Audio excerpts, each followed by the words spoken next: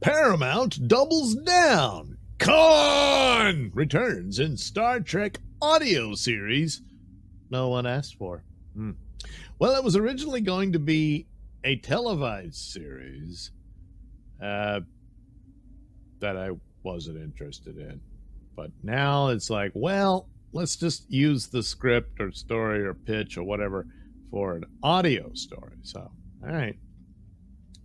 So just when fans thought Paramount might leave Khan alone after the Star Trek Into Darkness disaster, the studio revealed at Comic-Con that they're bringing him back, this time as a scripted podcast titled Star Trek Khan. The audio series launches September 8th, 2025. Well, that's not far away. On Star Trek Day. Okay. And promises to explore Khan's descent into madness on Ceti Alpha 5. But considering how badly the franchise already fumbled the character with Benedict Cumberbatch's whitewashed reboot, fans aren't exactly thrilled.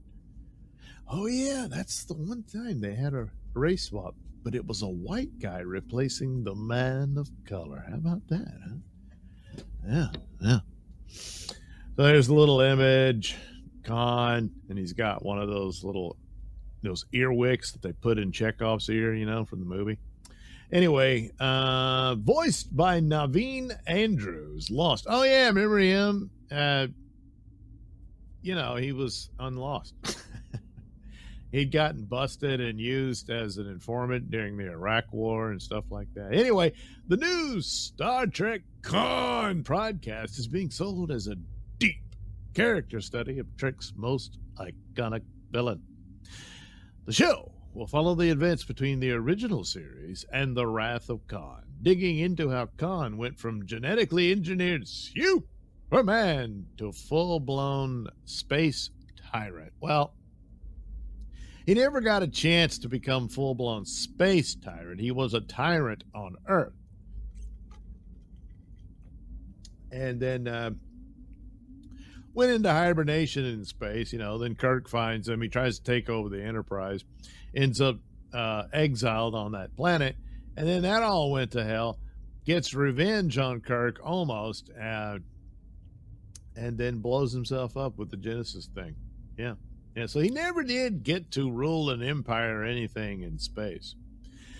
Anyway, joining Andrews is Ren Schmidt for All Mankind as Marla McIvers. Oh, we'll find out what happened to her. Oh, we already know. She succumbs to, one of those.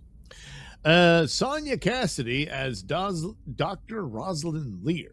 Trek legends Tim Russ and George Takei also returned to voice Tuvok and Captain Sulu, respectively. Why? It takes place in between the original show and Wrath of Khan, so Sulu wouldn't be a captain yet. And Tuvok, well, that's right. Tuvok was a part of Sulu's crew, so maybe they'll jump through in time or something, and there's some reason why. I guess the Excelsior, that was Sulu's ship, has to look into Khan for some such reason. Anyway, the podcast will drop weekly episodes through November 3rd. Drop's such a dumb word for debut or like post debut, something like that. Dropping it's just like, here, we're dumping this crap. It might as well be. The podcast will dump weekly episodes, Backlash already brewing. Fans online have already questioned why this even exists. Nicholas Meyer, writer-director of Wrath of Khan, may be involved, but that hasn't eased concerns. The J.J. Abrams reboot already tarnished the Khan legacy for many, and instead of moving forward with new stories or characters, which they haven't done in 10 years, Paramount is once again going back to a well that many feel should have been left alone. And with Alex Kurtzman attached as executive producer, the skepticism only grows. Star Trek Khan joins a long list of side pieces, projects from the current Trek team, including the heavily disliked Starfleet Academy trailer. God. And the recently mocked Strange New Worlds puppet episode. It seems like Paramount is throwing every format at the wall. TV, animation, musical episodes, puppets, and now audio drama in hopes something sticks. An audio drama is just literally to dump it. It was, like I said, it was supposed to have been a TV miniseries. Didn't happen. Whether Khan will redeem itself in podcast form or become yet another footnote of the franchise's uneven modern run remains to be seen. Well, with Kurtzman involved, if there's a way to screw it up, he'll do it. The premise in the story of Khan and his crew surviving on that planet before it gets destroyed, it's just not that interesting. The better story would be his rise to power on Earth. And not just be about him, but be about that whole eugenics war that Trek referred to. It's only backstory stuff, so it's not really meant to be delved into. But, you could. But at this point, yeah, leave it alone. Especially with Secret Hideout and Kurtzman and all that. Oh, for God's sakes, no. Even if Nicholas Meyer wrote the original script that it's based on or something like that, I think it's time to move on. This business of constantly going to Khan, this isn't the only other time besides Into Darkness. They discussed him in Strange New Worlds. His granddaughter or great-granddaughter, whatever she is a member of the Enterprise crew in that series. Couldn't she have just been an original character? You ever think of that? But they did this episode, and little baby Khan was in there in this facility.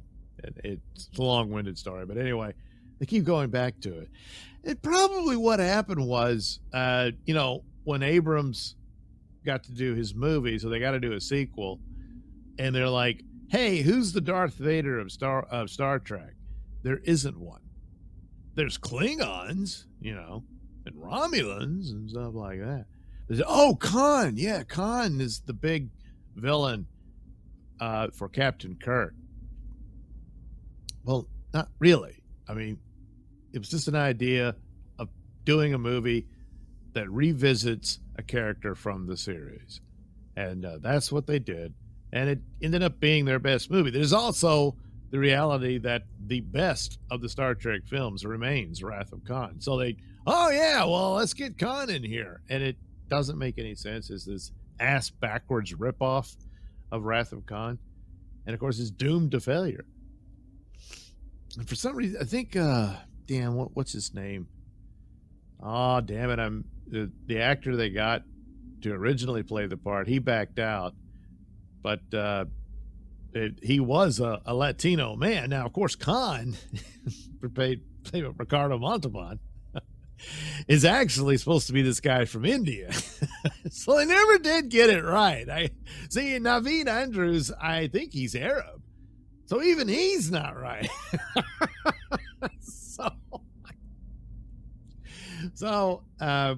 Whatever. But nevertheless, Into Darkness was absolutely awful. The first movie Abrams did, 2009 Star, it's not bad. It's okay. It's got its stupid in it, but it's not bad. And then that was it. They didn't have anything else. I guess if Star Trek Beyond had been the second film instead of Into Darkness, they might have been better off. Star Trek Beyond is not that great, but it ain't as bad as that Into Darkness crap. So what are you going to do? Well, they're going to do more. Yeah. What else have they got to do? Well, Strange New World Season 4 teaser goes full puppet show. Yeah. Well, it's made the rounds. Everyone's talked it over and all that. This will be for the current season is season 3. This will be the 4th season. I think this is the latest episode I haven't seen yet. But whatever. So they've done musical, all that, and they keep ripping off other shows because they don't have any ideas. So now they're going to do one where they're all puppets because they think it's silly and all that. It'll be fun. My guess is Trelane comes back and turns them all into puppets. Some dumb thing like that. It doesn't really matter. It's a dead show anyway. They've already canceled it. It'll end with a 6-episode 5th season. Probably some contractual obligation or what have you. And puppets. I guess the last episode where they ran into some zombies is actually a strange new world that they went to. Oh, and I guess that Gorn nest that they stole from, well, yeah, they stole it from aliens, so even that doesn't really count. Damn. Yeah, they never get to a strange new world. So,